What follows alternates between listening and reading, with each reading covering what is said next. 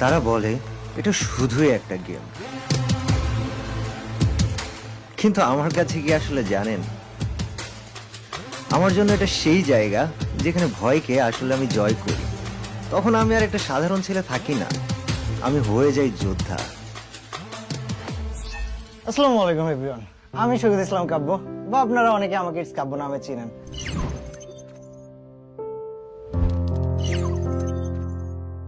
কুষ্টিয়াতে থেকে জাস্ট আমার ছোট্ট ঘরে বসে গেম খেলে আজ পুরো বিশ্বের মাঝখানে পৌঁছে গেলাম, সেটা নিয়ে আপনাদের সাথে গল্পটা শেয়ার করব।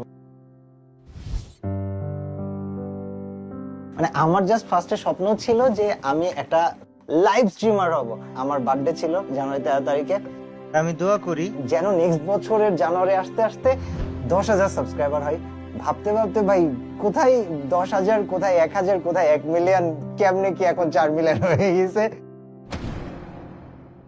এই যে পিছনের শহরটা দেখতেছেন না, আজকে কেমন জানি সবাই আপন। বিষয়টা সবসময় এমন ছিল না। আত্মীয় স্বজন, নিজের আত্মীয় স্বজন এমন সব কথাবার্তা বলা শুরু করছে যে নিজের কিছু একটা করে ফেলি। ক্লোজ একটা মানুষ ছিলেন, এটা টিউশনে চাইতে গিয়েছিলাম, 1.5 বছর ঘুরাইছে 2,000 টাকার বেতনের টিউশনের জন্য।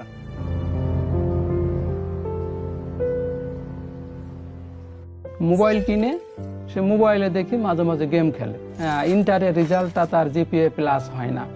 তার ডাক্তারি পড়ানোর আমাদের একটা স্বপ্ন ছিল, কিন্তু ও খুবই অনুরোধ করলো ওর আব্বুকে, বললো যে আব্বু আমার একবার সুযোগ দাও, একটু চেষ্টা করে দেখি, আমি যদি কিছু করতে পারি আমি লেখাপড়ার পাশাপাশি, তাহলে কি সমস্যা হবে? তা ওর আব্বু বললেন না। ওই সময় বাংলাদেশ থেকে অনেক ইউটিউবার বের হয়, ইন্ডিয়া থেকে অনেক ইউটিউবার বের হয়, এবং আমি যখন আসি ফ্রি ফায়ারে তখন অলরেডি অনেক মানুষ এস্টাবলিশড হয়ে গিয়েছে। বাট এই যে কেন আমার সাথে এগুলো হচ্ছে, কিভাবে ফিক্স হবে, এইসব ভাবতে ভাবতে আমার নিজের মধ্যে একটা মোটিভেশন কাজ করে যে না, দেরি হইলেও আমি এখনো পারবো। আমাদের কাছে মনে হয় যে অনেকটা লাকি, আমরা একটা ফ্রেন্ডকে উঠতে দেখছি। ফ্রি ফায়ারটাই সেই প্ল্যাটফর্ম, যে প্ল্যাটফর্মটা কিন্তু শুধুমাত্র কাব্য না, এরকম কিন্তু হাজার ইউটিউবারকে ফোকাস করতেছে।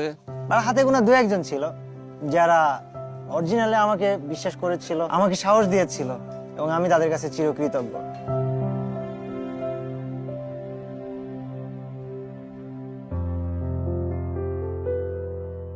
সৈকতের সাথে আমার দেখা হয়েছিল 2014 সালে।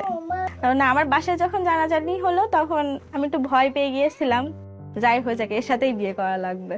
এর মাঝখান থেকে আমার বাবা মা আমার কষ্টের জন্য অনেকবার বলছে যে চলে আসো, আমি কারোর কথা শুনি নাই। একদিন এসে আমাকে বলতেছে যে আব্বু তোমার অ্যাকাউন্ট নাম্বারটা আমার দাও। তো বলতেছে যে আমি যে খেলা করি এই খেলা থেকে কিছু টাকা দিবে। তো আমি বললাম আমার তো বিশ্বাস হয় না যে খেলা করে আবার মানুষ টাকা পায় নাকি। দেওয়ার পরে দেখলাম সত্যি সত্যি পরের মাসে অ্যাকাউন্টে কিছু টাকা আসছে।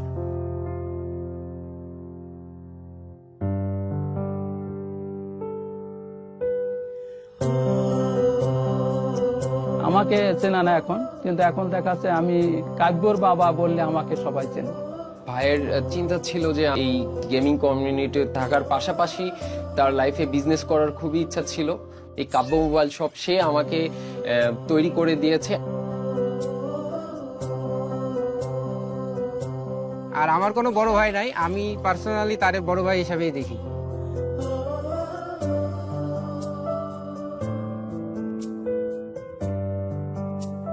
তো জাস্ট আমিও আসলাম, দেন আমাদের মোবাইল শপ ওপেন হলো, অ্যান্ড আলহামদুলিল্লাহ এখন আমি ভাই মোটামুটি অনেক কিছু ম্যানেজ করি।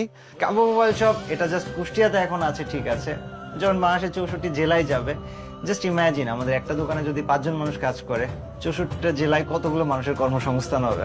এই সবকিছু সম্ভব হয়েছে আমার প্যাশনকে ফলো করার মাধ্যমে, আমার গেমিংকে ফলো করার মাধ্যমে, and through gaming, through sports, through Free Fire, here I am on Kabya mobile shop. এই ফ্রি ফায়ার, একটা স্পেশাল থ্যাঙ্কস তো ফ্রি ফায়ারের জন্য অবশ্যই। So Garena, last time road to গ্লোরিতে আমরা বাংলাদেশের রানার্স আপ হওয়ার মাধ্যমে আমারও একটা অ্যাচিভমেন্ট হয়ে গেছে।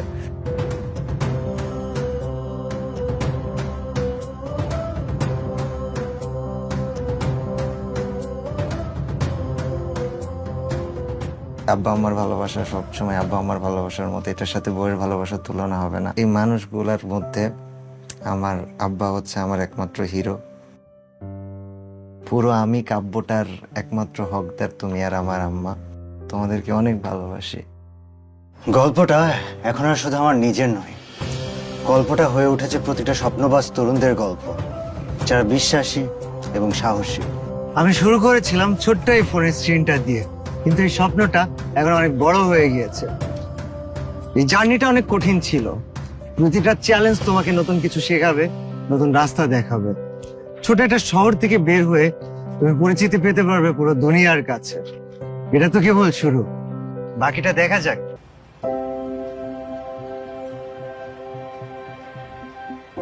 গল্পটা এখন আর শুধু আমার নিজের নয়, গল্পটা হয়ে উঠেছে প্রতিটা স্বপ্নবাজ তরুণদের গল্প, যারা বিশ্বাসী এবং সাহসী। আমি শুরু করেছিলাম ছোট্ট এই ফোনের স্ক্রিনটা দিয়ে, কিন্তু এই স্বপ্নটা এখন অনেক বড় হয়ে গিয়েছে। এই জার্নিটা অনেক কঠিন ছিল। প্রতিটা চ্যালেঞ্জ তোমাকে নতুন কিছু শেখাবে, নতুন রাস্তা দেখাবে। ছোট একটা শহর থেকে বের হয়ে তুমি পরিচিতি পেতে পারবে পুরো দুনিয়ার কাছে। এটা তো কেবল শুরু,